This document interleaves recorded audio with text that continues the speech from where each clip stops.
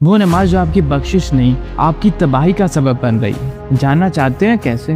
وہ ایسے کہ ہم جو نماز پڑھتے ہیں یا تو ہم اس کو گناہوں کا لائسنس سمجھ کے پڑھتے ہیں، جو میں نے اپنی ایک ویڈیو میں پہلے سمجھا دیا، یا پھر ہم نماز پڑھتے ہیں تو سمجھ لیتے ہیں کہ بہت بڑا مارکا مار دیا، بہت بڑا کام سر انجام دے دیا، ساری نیکی ہو گئی، اور پھر سکون سے آرام سے بیٹھ جاتے ہیں کہ ہماری تو بخشش ہو جائے گی۔ پتہ نہیں ہم دین کی اصل ڈیفینیشن کب سمجھیں گے۔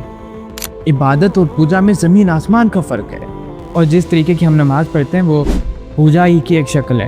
نماز پڑھ لی، رب کو سجدہ کر لیا، اس کے بعد تو پھر جیسے تعلق ہی ختم ہو گیا دین سے، کہ آزاد ہو گئے، جیسے اس دنیا میں بے مقصد آئے ہوں۔ ہم نماز پڑھ کر خود کو بخشا ہوا سمجھتے ہیں۔ ہم نے سوچ بنائی ہوئی کہ جب میں نمازیں پڑھنے لگ جاؤں گا تو کافی ہے، یا میں نماز پڑھتا ہوں 5 وقت کی تو بخشش ہو جائے گی، جنت مل جائے گی۔ اتنی آسانی سے کیوں؟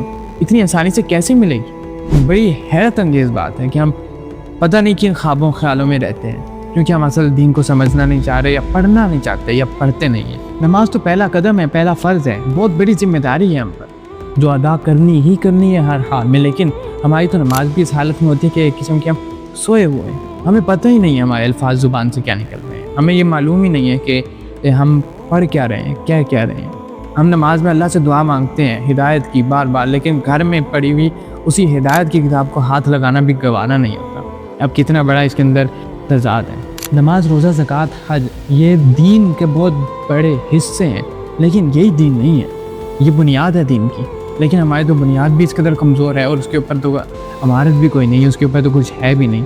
اپنی ذمہ داری کو سمجھنا ہوگا۔ اللہ تعالیٰ نے ہم پر نماز فرض کی ہے، اور ہم اپنی نمازوں سے غافل ہیں۔ نماز کو ہرگز ایڈیشنل نیکی مت سمجھیں، یہ احسان نہیں ہے، یہ ذمہ داری ہے، یہ فرض ہے۔ ذرا آپ خود سوچیں، کیا صحابہ کرام رضی اللہ تعالیٰ عنہ کو سمجھ نہیں آئی تھی کہ انہوں نے اتنی محنت، اتنی مشقت کی دین کے لیے، اور ہم صرف 5 وقت کی نماز سے ہمیں لگتا ہے کہ ہم جنت میں چلے جائیں گے یا بخشے جائیں گے؟